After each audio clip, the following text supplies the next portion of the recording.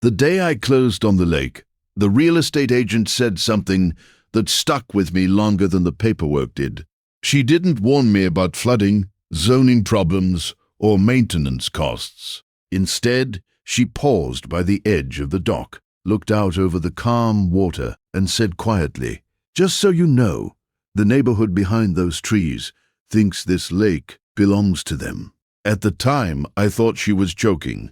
The lake sat just behind a tiny little subdivision called Willow Ridge. Rows of identical houses peeked over the tree line, their backyards stretching toward the water like they were reaching for it. Apparently, for years the residents had fished there, paddled kayaks across the surface, and treated the shoreline like their own private park. But according to the county records I'd spent weeks reviewing before the purchase, the lake had never been part of their subdivision. Not even close. The property lines were crystal clear. The entire lake and the surrounding shoreline sat on a separate parcel that had been privately owned for decades. When the previous owner decided to sell, I bought it. Clean transaction. Clear deed. Signed. Stamped. Recorded with the county clerk. Legally, the lake was mine. And honestly, I didn't buy it to start a fight. I bought it because it was quiet. The water was still, surrounded by tall oaks and old cypress trees that looked like they'd been standing there long before Willow Ridge ever existed. It was the kind of place where you could sit on a dock with a cup of coffee and hear nothing but birds and wind moving through the leaves. For exactly 48 hours, that's exactly what it was. Then the HOA showed up. I first heard them before I saw them. The sharp crunch of tires on gravel rolled up the long driveway leading to the gate. A moment later, a white SUV stopped just outside the entrance. The doors opened, and 3 people stepped out like they were arriving for a meeting they had already decided they were in charge of. Leading the group was a woman with bleached blonde hair tucked under a massive sun hat and sunglasses big enough to hide half her face. Her posture had that unmistakable confidence of someone who believed every rule in the world existed specifically for them to enforce. Behind her were 2 men holding clipboards. They walked straight up to the gate like they'd done it 100 times before. I leaned against the dock railing and watched them for a second before making my way up the path. By the time I reached the gate, the woman had already crossed her arms, like she was preparing for an argument. She assumed she would win. "You must be the new owner," she said. It wasn't a question. Her tone carried that calm, practiced authority that HOA board members tend to perfect after years of telling people what color they can paint their fences. "That's me," I said. "Can I help you?" She gave a tight smile. "I'm Cheryl, president of the Willow Ridge Homeowners Association." She gestured behind her toward the rooftops barely visible through the trees. "And we're here to discuss access to the lake." I already knew where this was going, but I let her continue. "This lake," she said confidently, "has always been considered a shared community, amenity for our residents. Families fish here, kids kayak here, we even host neighborhood events along the shore. So we'll need to coordinate maintenance, access, and install some signage to make sure everything remains organized." For a moment, I just stared at her. Then I reached into the truck parked beside the gate, opened the glove compartment, and pulled out a folded copy of the property deed. I handed it to her. "You might want to read that first," I said. She took the paper casually at first, but as her eyes moved down the page, the confidence on her face started to fade. Her smile disappeared, and for the first time since she arrived, Cheryl looked uncertain. "This can't be right," she muttered.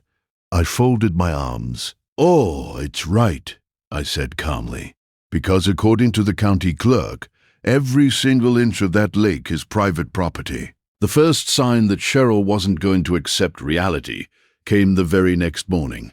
I woke up early, poured a cup of coffee, and walked out toward the gate to check the mail. The morning air was still cool, and the lake behind me looked exactly the way it had the day I bought it, quiet, glassy, undisturbed.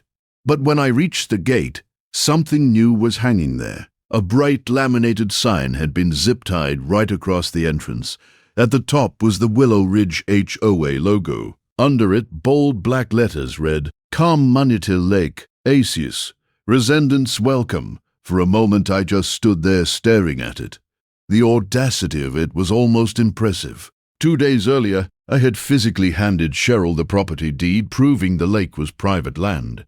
She had read it herself. There was no confusion, no gray area, no technical loophole. And yet here it was, a brand new HOA sign claiming access to property they didn't own. I actually laughed, not because it was funny, but because it told me something important. Cheryl hadn't come to clarify anything the other day. She had come to establish control. I clipped the zip ties, pulled the sign down, and tossed it into the back of my truck. If that had been the end of it, maybe things would have stayed civil. But Cheryl wasn't finished. Around mid-morning I heard voices drifting through the trees near the northern shoreline. At first I thought it might be hikers passing along the Subdivision trail behind the property. Then I saw them.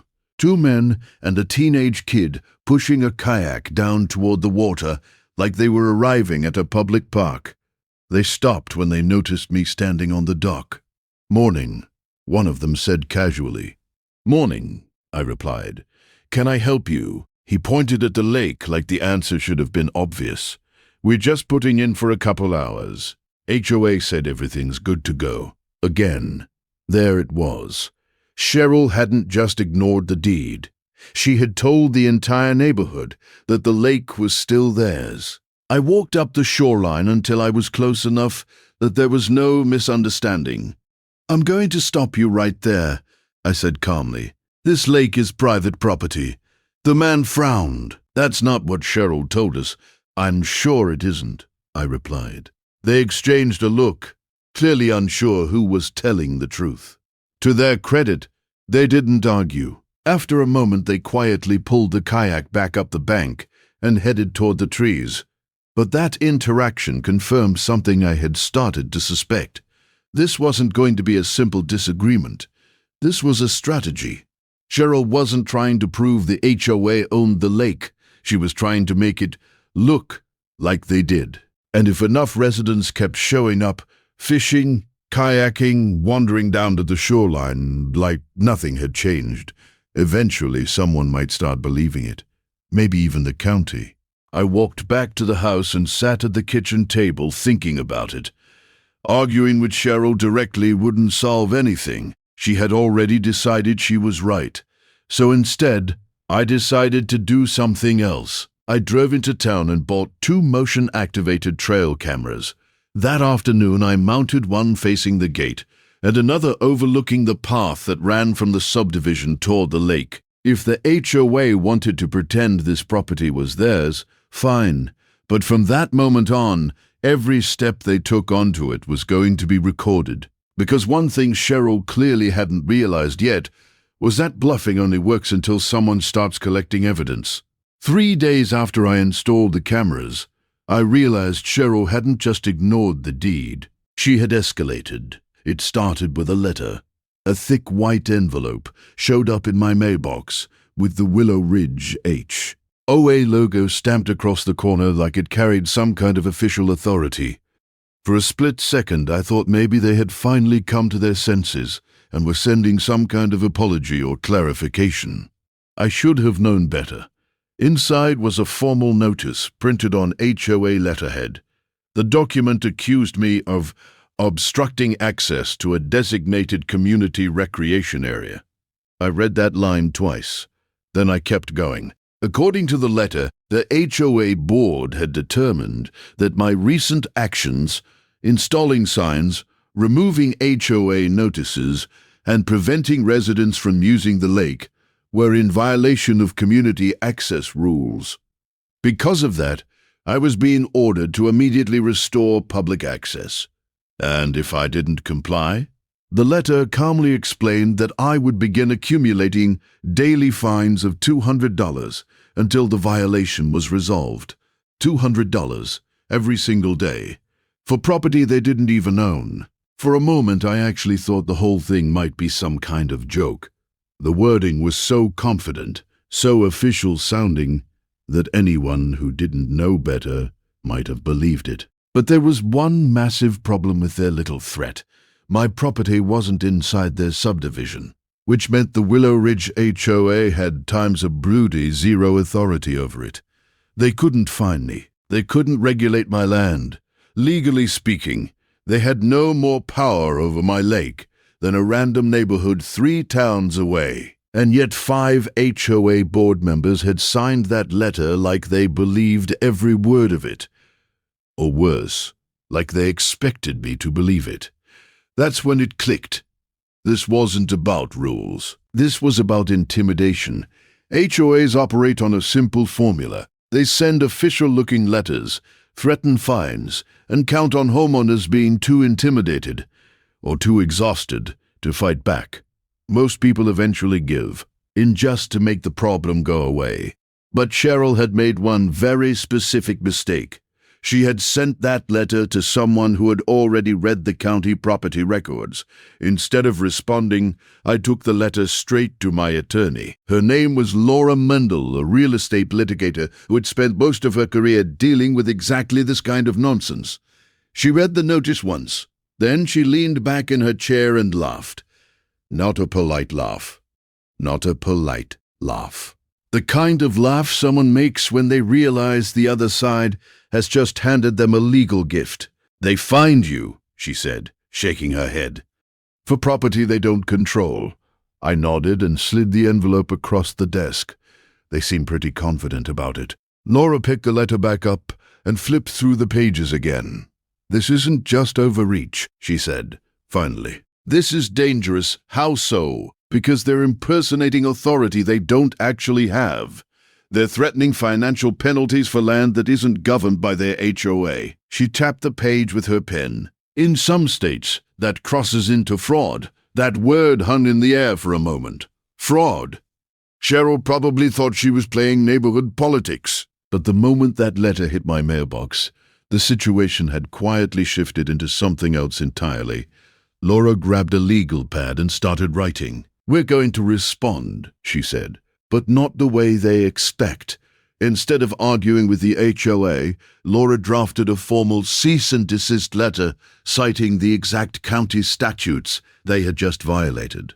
Then she attached copies of my property deed and the subdivision plat map, and a notice informing them that if the harassment continued, we would pursue legal action for fraud, intimidation, and trespassing. When she finished, she slid the document across the desk toward me. Send this certify. Edmail, she said. And let's see what Cheryl does when someone calls her bluff. The first real crack in Cheryl's story didn't come from a lawyer, a sheriff, or a judge. It came from her own neighbors. And it started with a barbecue. About a week after Laura sent the cease and desist letter to the HOA board, the situation around the lake had grown strangely quiet. The fake access sign never returned. No one had tried kayaking again. Even the trail behind the property had gone silent. But quiet doesn't always mean solved. Sometimes it just means people are talking somewhere else. I had a feeling the residents of Willow Ridge were hearing Cheryl's version of the story. The one where I was the stubborn new owner trying to block a community lake that everyone had supposedly enjoyed for years. So instead of letting rumors spread, I decided to do something simple. I invited them over. Nothing formal, just a casual barbecue by the shoreline. I printed a handful of invitations and dropped them in mailboxes along the houses that bordered the lake. The note was short and polite. Lakefront barbecue this Saturday. Food, drinks, and open conversation. Temporary courtesy access granted for the event. I figured maybe 5 or 6 curious neighbors might show up. 30 people came. Some arrived cautiously, like they weren't sure if they were allowed to be there. Others looked openly curious. A few even seemed nervous, like they expected some kind of confrontation. Instead, they found burgers on the grill, lawn chairs by the water, and a stack of printed county maps sitting on the picnic table. For the first hour, the conversation stayed light. People talked about fishing, the neighborhood, the history of the area. but eventually the topic everyone had been circling finally surfaced. A gray-haired man named Don spoke first. "So," he said, gesturing toward the double, "Atta, the HOA's been saying this lake has always belonged to the subdivision." I slid the folded county plat map across the table. It never did. Don leaned over the map, studying the boundary lines carefully. Several others crowded around beside him. The map made it very clear. The Willow Ridge subdivision ended about 15 feet before the shoreline. The lake itself sat entirely inside a separate parcel. My parcel. "Wait a second," a woman in a nurse's uniform said slowly. "When we bought our house, they told us this was a community lake." "You're not the first person to say that," I replied. The group exchanged uneasy looks. Don straightened up, shaking his head. "So the HOA knew?" "According to county records," I said, "the lake has never been part of their development plan." That's when the mood shifted. You could almost feel the realization spreading through the crowd. For years, residents had been paying HOA dues while believing they had access to a lake that technically wasn't theirs. And now the truth was sitting right in front of them on an official county document. The nurse spoke again. "Last summer they fined me," she said quietly. "For what?" "Having unauthorized guests fishing here." She looked out at the water like the memory still annoyed her. "My nephews were visiting." Don frowned. "So they fined you for using a lake they didn't even own." "That's what it sounds like," I said. The murmurs started almost immediately. People began comparing stories. Someone mentioned a warning they had received for launching a paddleboard after sunset.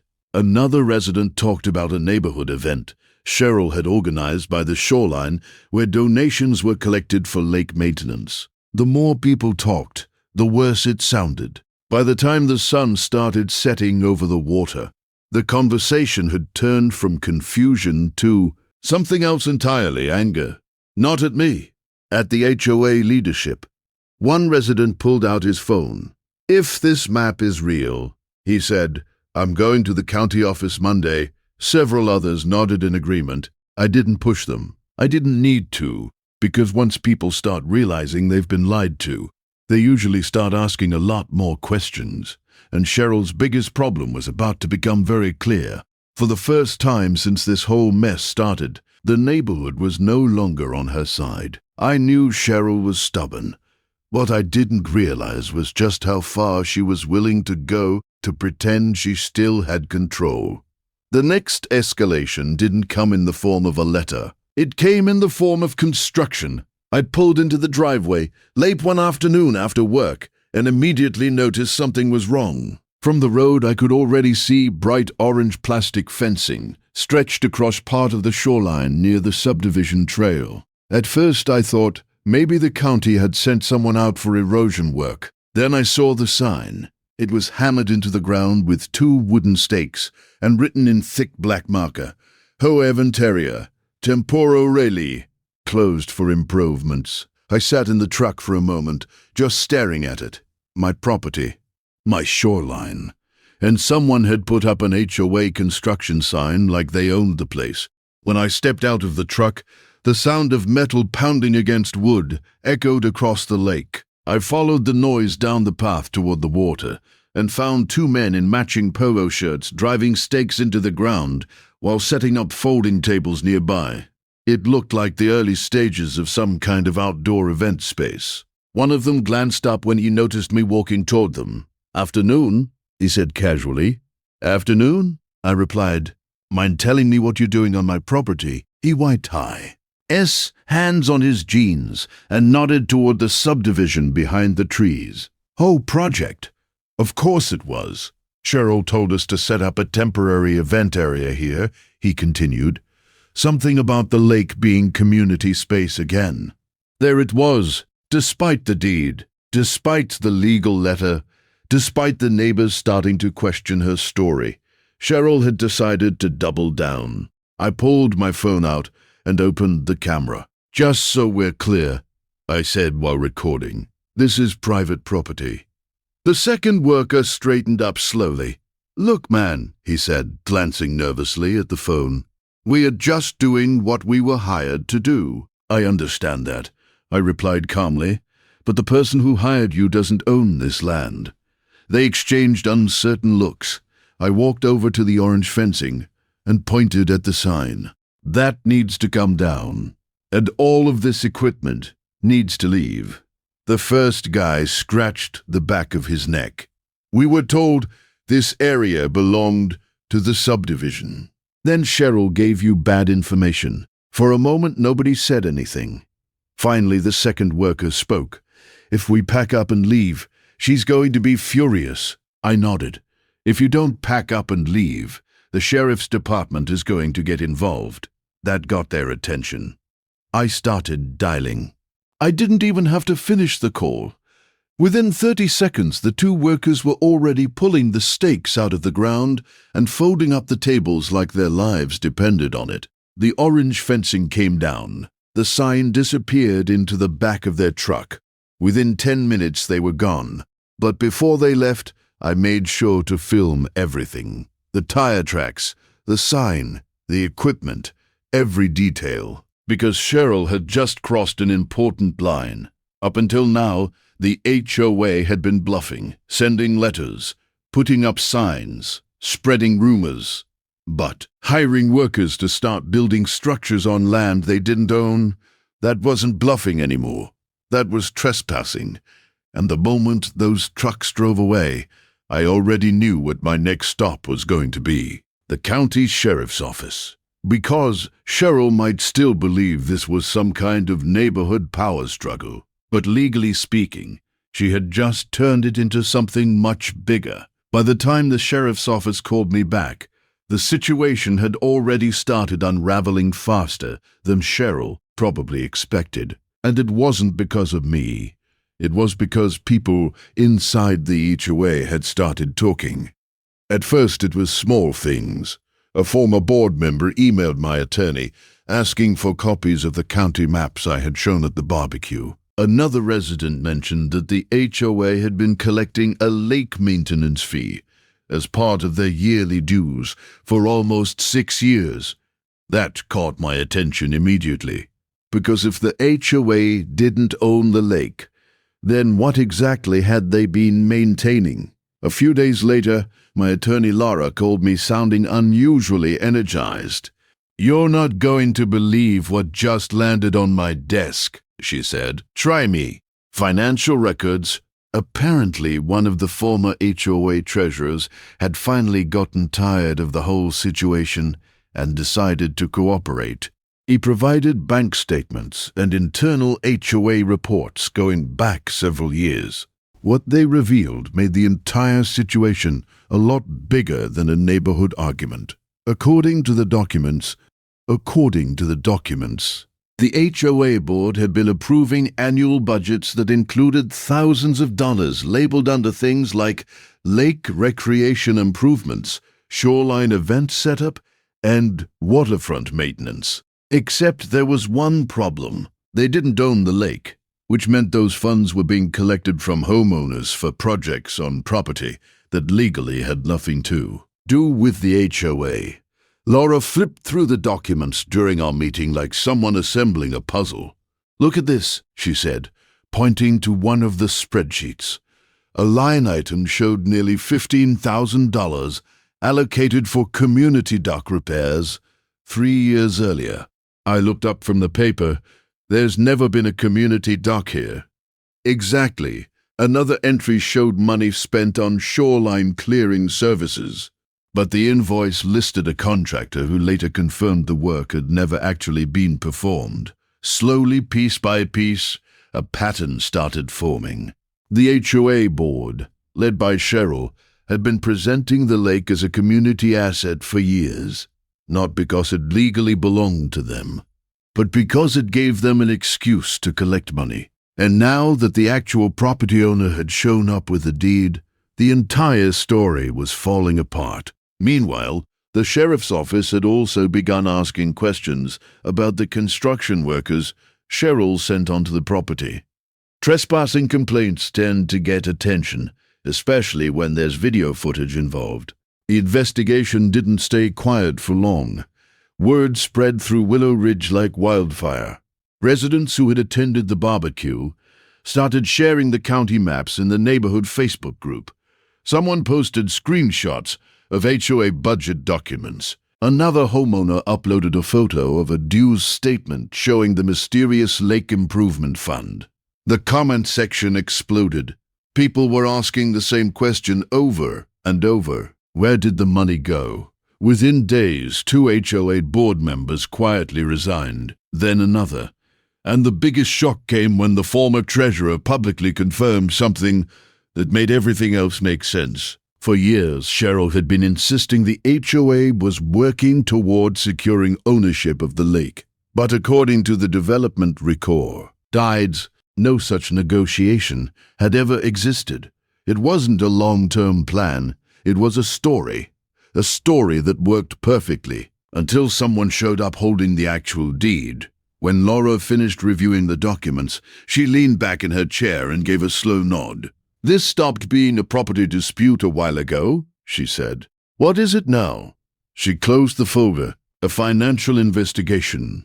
And judging by the panic spreading through the HOA board, Cheryl was finally starting to realize that her biggest problem wasn't me anymore. It was the paper trail she had left behind. The knock on Cheryl's door happened just after sunrise, and the entire neighborhood watched it happen. I wasn't there when it started, but I heard about it within minutes. My phone began buzzing while I was making coffee in the kitchen. First a message from Don, then another from Felicia. Then a photo appeared in the neighborhood group chat. 2 sheriff's cruisers parked in front of Cheryl's house. Another message popped up. "Sheriff just walked up with detectives." I stepped out onto my porch, overlooking the lake, phone still in my hand, reading the updates as they rolled in. Apparently, the investigation into the HOA finances had moved faster than anyone expected. Once the former treasurer handed over the records, the sheriff's office had enough evidence to start digging deeper. Bank transfers, contractor invoices, payments tied to lake projects that had never actually happened. But the biggest problem wasn't the fake projects. It was where the money had gone. A portion of the HOA funds had been routed through a small environmental partnership organization Cheryl had created 2 years earlier. On paper, it sounded legitimate. Something about shoreline preservation and wildlife protection. In reality, the organization had no staff, no website, and no listed office. Just a mailbox. And that mailbox was registered to Cheryl's cousin in another state. Once investigators followed the money trail, the rest of the case practically built itself. Thousands of dollars in HOA funds had been transferred into that shell account over several years. Money residents believed was being used to improve the community lake, a lake the HOA didn't even own. By mid-morning, the sheriff's office confirmed what the neighborhood had already guessed. Cheryl had been arrested. Charges included fraud, falsifying financial records, and misappropriation of HOA funds. By lunchtime, the story had spread across every house in Willow Ridge. People gathered in small groups along the street, talking about the investigation, the fake projects, and the years of fines the board had handed out, while quietly draining HOA accounts. What shocked most residents wasn't just the fraud. It was how long it had gone unnoticed. Later that afternoon, Felicia called me. "You're not going to believe what happened at the emergency HOA meeting," she said. "Let me guess," I replied. "Everyone's panicking. Close. The board just voted to dissolve the HOA." I leaned back in my chair, looking out at the water. Without Cheryl running things, the remaining board members had no interest in defending what she'd done. Residents were furious about the missing money and the legal risk the HOA now faced. Rather than fight a losing battle, they chose the simplest solution: shut the whole thing down. The subdivision would remain a neighborhood, but the HOA itself, the rules, the fines, the board authority, was finished. A week later, the final paperwork was filed with the county. Just like that, Willow Ridge stopped being an HOA community. The lake was quiet again after that. No signs, no fences, no people pretending they owned something they didn't. A few weeks later, Don and Felicia came by with a small plaque they had made. It was simple, stainless steel with a short sentence engraved on it. I mounted it at the end of my dock, where the lake meets the morning sunlight. The words read, "Asterisk, property isn't power, truth is." And every morning when I sit out there with my coffee watching the water move across the shoreline, I'm reminded of something Cheryl never understood. You can bluff people. You can pressure them. You can even scare them for a while. But the moment someone shows up with proof, the whole illusion falls apart.